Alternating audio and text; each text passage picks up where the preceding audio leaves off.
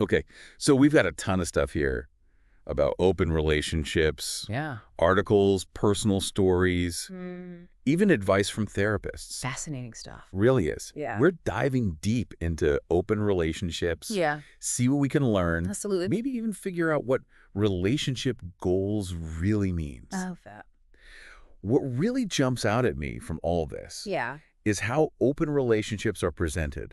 Not just about, spicing things up, Right. but as a way to build, stronger relationships. Yeah, stronger connections overall, you know? Exactly. What do you think about that? Well, it's definitely thought-provoking. I mean, Yeah. one podcast we listened to, they made a really good point. Yeah. This isn't about just having casual flings. Right. It's about two people in a committed relationship deciding together to explore connections with other people. Okay. Could be romantic, could be sexual. The point is, it's a joint decision. Got it. And they were really strong on this. What's that?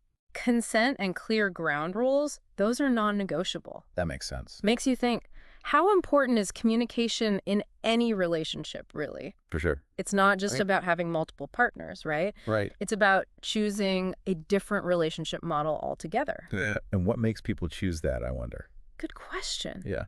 Seems like there are a few main reasons, at least from what we've seen. Okay. Some people, they just crave variety. New connections, new experiences, Like adding a little spice to life. Exactly. Okay. For others, it's about self-discovery, Interesting. figuring out their own desires outside the usual monogamy script. So it's not necessarily a sign that something's wrong in the main relationship. Not at all. Okay. It's more about personal growth, exploring different sides of themselves. So they still love their partner, they just want additional experiences. Exactly. Okay. And then there's this whole idea of taking the pressure off one person, What do you mean?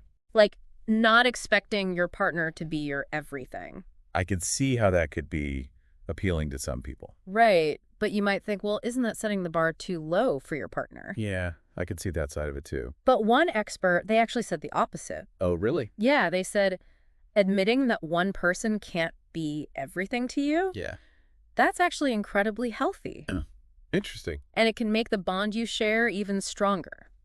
I guess it makes sense when you put it that way. It's about recognizing your individual needs. Right, within the relationship. Exactly. And I remember this one story, a woman was saying, Yeah. opening up her relationship actually made her primary relationship stronger. Wow, really? Yeah. She and her partner, they had to be more honest with each other. Okay. Communicate on a whole new level. And that's something most relationships could benefit from, right? For sure. Being more honest and open with each other. It challenges that whole idea that open relationships are less intimate, Yeah, for sure. It's not always easy, though. What do you mean? Our research also talks about the challenges, and jealousy is a big one.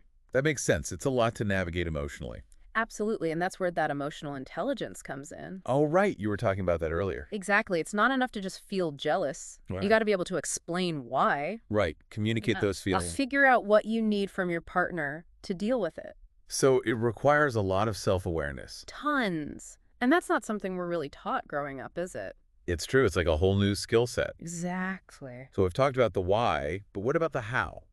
The logistics of it all. Yeah. How do open relationships actually work in practice? I guess it's kind of like you need a plan, right? Exactly. One therapist we came across, Yeah. they put it like this. Oh, Imagine you're building a house. right.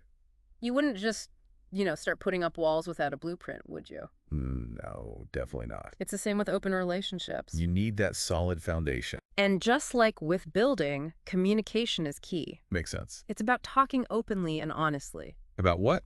Everything. What you need, what you expect, even the tough stuff. Right. That can't be easy. It's not always, but it's crucial. Okay. One couple we read about, they do this weekly check-in thing. Really? What's that like?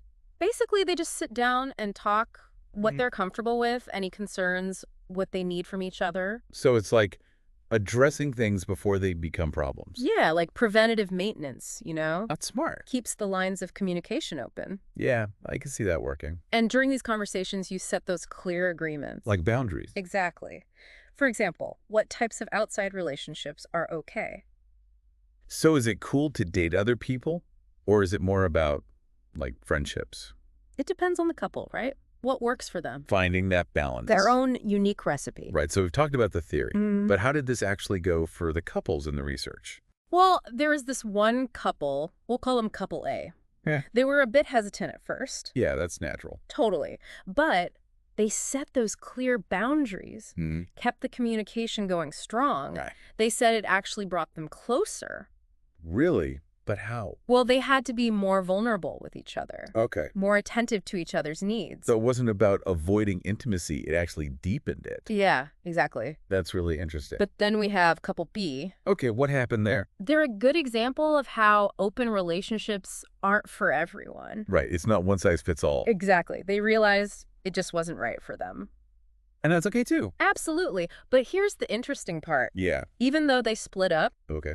they both said they learned so much from the experience Yep. about themselves, what they wanted in a relationship. So even though it didn't work out the way they planned, Yeah. it was still valuable. Exactly. Sometimes you learn the most from things that don't work out. I guess that's true for all kinds of relationships, not just open ones. For sure. It's about self-reflection, honesty, knowing yourself. And finding a partner or partners who fit with that. Exactly. It's about finding what works for you. So much to think about. For anyone listening who's intrigued by all of this, Right. what's the most important thing to remember? What's the one thing you should really take away from all this? Well, for me, it's the sheer amount of communication and introspection open relationships need. Yeah, makes sense. It's not something you just jump into, you know? Right, you got to do the work. Exactly. It's about really digging deep Into yourself. in your relationship. Understanding what you truly want. Exactly. And you might surprise yourself along the way. It's a journey. It really is. You know, one thing that struck me, Yeah. how much emphasis there was on personal growth. Oh, absolutely. And that's true for any relationship. Really. It's about always learning, evolving. Being open to new ways of thinking about love and connection. Exactly. Instead of shying away from these different relationship models, Yeah. we can approach them with curiosity, a desire to learn. Because ultimately, Yeah. a healthy relationship, whether it's monogamous, open, or whatever works for you, Mm-hmm. it needs those core ingredients, right? Absolutely. Communication, respect, those clear boundaries. It's about challenging those default settings, Love that. Challenging those defaults. having those real, honest conversations, About what we want, what we need. individually and together. Beautifully put. So we've gone deep into open relationships today. We really have. Any last words of wisdom for our listeners? I guess it would be this. Instead of seeing open relationships as something radical or taboo, Right. let's approach them with the same open-mindedness we bring to other areas of personal growth. I love that. Because by exploring different ways of loving and connecting, Yeah. we might just discover something amazing about ourselves. And the possibilities of human connection are pretty amazing. Limitless. Really, thanks for joining us on this deep dive. It's been a pleasure. Until next time.